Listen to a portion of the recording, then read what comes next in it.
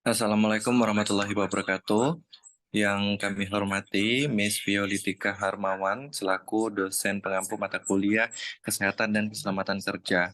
Baiklah, kami dari kelompok 1 akan mempresentasikan laporan hasil observasi kami yang kami lakukan di laboratorium Tour de Cafe.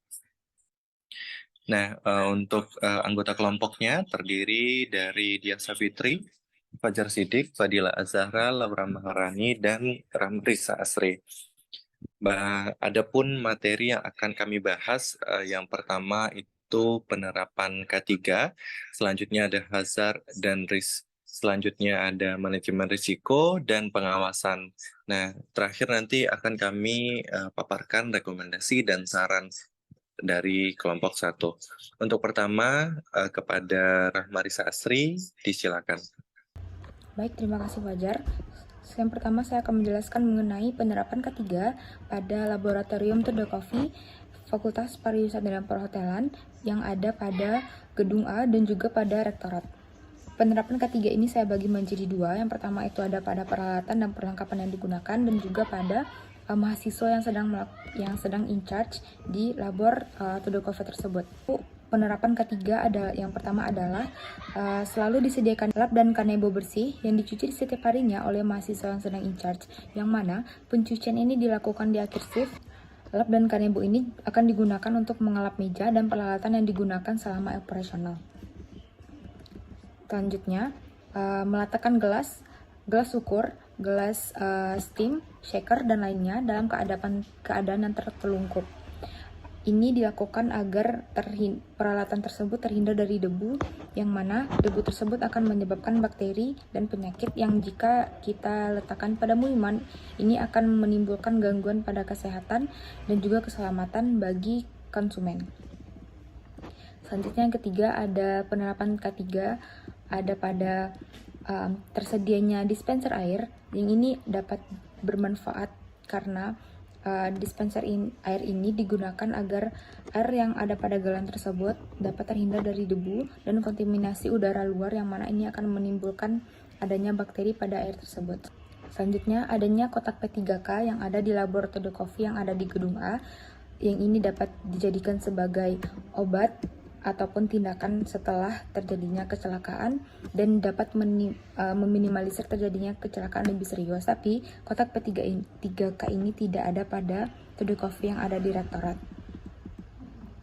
Selanjutnya, benda tajam yang diletakkan di tempat yang aman dan jauh dari jangkauan anak-anak. Selanjutnya yang kedua ada pada penerapan K3 pada mahasiswa yang sedang in charge, yang mana yang pertama itu adalah penggunaan masker bagi mahasiswa yang dalam keadaan tidak enak badan. Ini dapat mencegah terjadinya penularan penyakit baik itu pada sesama mahasiswa maupun kepada konsumen. Selanjutnya adalah penggunaan apron bagi mahasiswa yang sedang in charge. Contoh dari manfaat penggunaan apron ini adalah dapat mencegah terjadinya kecelakaan kerja yang lebih serius. Contohnya, jika tubuh terkena air panas, apron tersebut dapat menghindari tubuh secara langsung agar tidak terjadi luka yang lebih serius setelah terkenanya air panas tersebut. Selanjutnya disediakannya tisu. Tisu dapat digunakan sebagai lap yang tidak terkena kontaminasi dari bakteri ataupun hal lain, karena lap ini biasanya digunakan hanya sekali pakai, berbeda dengan kanebo ataupun lap kain. Ini digunakan berkali-kali sehingga jika digunakan pada peralatan atau benda yang langsung bersentuhan dengan makanan, ini akan terjadi cross kontaminasi bakteri yang dapat menimbulkan penyakit ataupun bahaya bagi konsumen. Sekian yang dapat saya sampaikan. Terima kasih. Terima kasih, Rahmarisa Asri. Selanjutnya, Laura Maharani yang akan menjelaskan hazard dan risk. Kepada Laura, disilakan.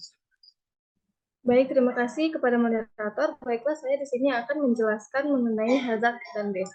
Hazard atau bahaya adalah sebuah kondisi atau faktor yang memiliki potensi untuk menyebabkan cedera, kerusakan, atau efek merugikan terhadap orang, properti, lingkungan, atau aset. Risk atau risiko adalah potensi kerugian, bahaya, atau kerusakan yang terkait dengan suatu kejadian atau aktivitas. Risiko merupakan gabungan antara kemungkinan terjadinya suatu kejadian dan dampak negatif yang mungkin timbul akibat kejadian tersebut.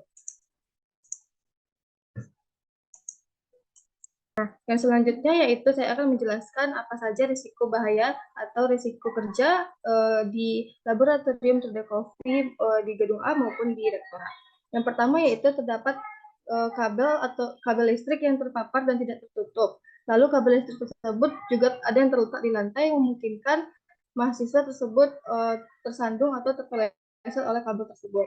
Yang kedua yaitu penggunaan bahan pembersih yang tidak sesuai dengan petunjuk yang dapat menimbulkan risiko terhadap kesehatan mahasiswa atau dosen yang in charge pada saat bekerja. Yang selanjutnya yaitu luka tergores atau terpotong benda tajam. Hal ini bisa terjadi saat hendak membuka bahan-bahan yang diperlukan di laboratorium tersebut, seperti membuka susu SKM, membuka galon, dan lain-lain. Selanjutnya yaitu ditimpa bahan-bahan berat saat mengangkat es batu, galon, susu, dus susu, ketika mengangkat barang tersebut dengan tidak hati-hati atau tidak kuat. Selanjutnya yaitu memungkinkan terjadi kerusakan pada alat-alat praktek karena tidak adanya pengawasan dari supervisor maupun dosen-dosen yang ada yang mengampu mata kuliah ini. Selanjutnya yaitu tersandung atau jatuh. Lantai basah dekat mesin kopi seringkali basah karena semprotan air dari mesin kopi. Dan bisa juga terjadi karena di lantai tersebut terdapat kabel-kabel yang ada di lantai tersebut. Selanjutnya yaitu luka panas akibat mesin kopi. Mahasiswa dapat terkena uap panas atau uap panas dari mesin kopi atau peralatan yang bersifat untuk memanaskan air.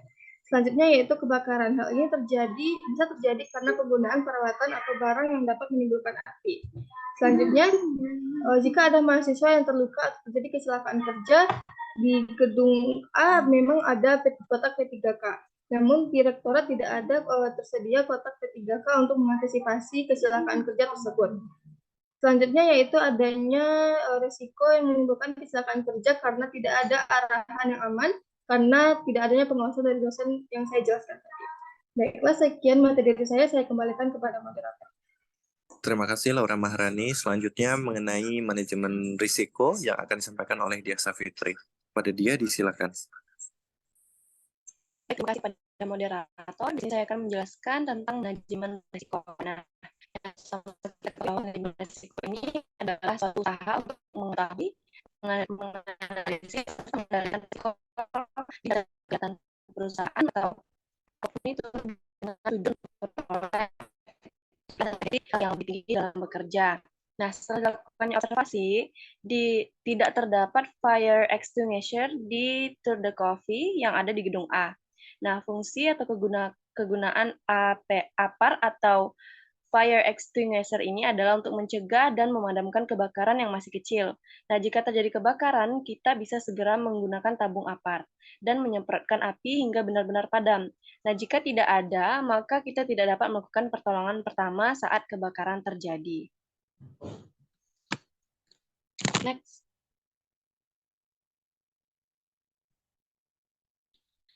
Nah, selain itu, terdapat juga beberapa stop kontak yang tergeletak saja di lantai. Nah, agar tidak terjadi kecelakaan listrik, ini dapat dicegah dengan cara mengikat atau memasang stop kontak di dinding. Jangan biarkan stop kontak tersebut tergeletak saja di lantai. Nah, selain stop kontak, kabel-kabel listrik juga seharusnya ditempel di tempat yang aman agar tidak terjadi hal-hal yang tidak diinginkan. Setelah itu ada juga benda tajam, alat-alat dan aktivitas yang berat yang dilakukan mahasiswa ketika bekerja di Tour de Cafe. Nah, mahasiswa ini harus berhati-hati dengan benda tajam. Mahasiswa juga harus berhati-hati dan fokus pada saat melakukan pekerjaan, terutama jika mengangkat alat atau bahan yang berat agar terhindar dari hal-hal yang tidak diinginkan. Nah, selanjutnya ini ada penanggulangan risiko hazard keselamatan. Yang pertama itu memperhatikan kebersihan ruangan, merapikan kabel listrik yang ada di ruangan, mempersiapkan alat bantuan pertama apabila terjadi kecelakaan di tempat kerja, dan yang terakhir itu kita harus mengetahui bagaimana melakukan pertolongan pertama, dan tidak lupa untuk melakukan pelatihan kepada mahasiswa pun mahasiswi yang akan in charge di Tour de Coffee. Next. Selanjutnya itu penanggulangan risiko hazard kesehatan. Yang pertama itu kita harus menyediakan alat P3K Memperhatikan kebersihan peralatan yang ada di Tour de Coffee, dan yang terakhir itu kita harus memperhatikan kebersihan area tempat bekerja. Baiklah, sekian dari saya kembalikan kepada moderator.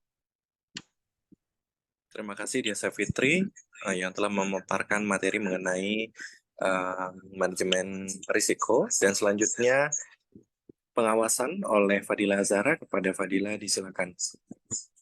Baik, terima kasih moderator. Untuk materi selanjutnya kita masuk ke bagian pengawasan. Pengawasan pada Tour de Cafe atau TDC, baik di gedung A maupun direktorat, belum mendapat perhatian yang lebih baik. Setelah melakukan observasi dan juga incas di TDC, terdapat beberapa hal yang menjadi fokus atau mencuri perhatian penulis di bagian pengawasan. Di antaranya yaitu tas mahasiswa yang incas tidak tersusun rapi dan diletakkan di atas box persediaan bahan-bahan untuk kopi, gelas minuman, plastik, dan alat-alat yang tidak langsung dibersihkan dan disusun kembali setelah membuat kopi, meletakkan alat-alat elektronik yang di tempat yang tidak safety. Selanjutnya, sampah dan air bekas pembuatan kopi berserakan dan tidak dibuang ketika sudah penuh, kain lap tidak dirapikan dan dilipat setelah dipakai. Di gedung A, terdapat juga posisi gas yang tidak menjamin keselamatan dan kesehatan kerja. Dari beberapa kasus yang saya jelaskan tadi, dapat disimpulkan bahwa pengawasan yang terjadi pada Tour de Cafe atau TDC masih minim dilakukan serta memiliki dampak resiko yang serius jika tidak cepat diatasi. Sebaiknya pengecekan rutin yang harus dilakukan oleh supervisor agar kerja dan kinerja staf yang incas dapat berjalan dengan baik. Sekian materi yang saya jelaskan, saya kembalikan kepada moderator. Terima kasih Fadila Azhara. Demikianlah presentasi mengenai hasil observasi kami, dan saya tutup dengan rekomendasi dan saran atas observasi yang telah kami lakukan. Nah, dari hal yang sudah dijelaskan oleh Rahma, Laura, Dia, dan Fadila, kami memberikan saran atas hal tersebut sebagai berikut. Yang pertama, manajemen risiko di TDC harus dilakukan dengan baik. Semua hal harus diperhatikan dengan baik. Nah, tujuannya adalah manajemen K3 dirancang dengan sebaik mungkin, maka risiko kecelakaan ataupun ancaman keselamatan kerja yang mungkin terjadi akibat kurangnya manajemen yang baik dapat kita kendalikan. Nah, selanjutnya pihak yang bertanggung jawab ataupun supervisor harus menyediakan kotak P3K yang lengkap dan sesuai dengan ketentuan lampiran 3 Permenaker nomor 15 tahun 2008, yang mana dalam lampiran tersebut dijelaskan bahwa kotak P3 itu harus ada isinya sebagai berikut. Ada kasa steril, ada perban dengan 2 ukuran yang lebar 5 cm untuk luka ringan dan lebar 10 cm untuk luka yang lebih lebar atau lebih bahaya.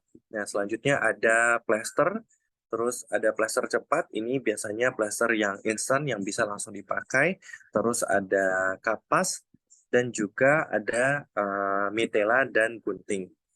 Nah, jadi dalam penyediaan P3K itu harus sesuai dengan ketentuan yang ada. Dan juga bisa ditambahkan karena kami juga menjelaskan bahwa tadi ada kejadian yang mana mahasiswa incas itu kena luka bakar akibat mesin kopi. Nah, itu harus disediakan gel untuk luka atau penyembuh luka.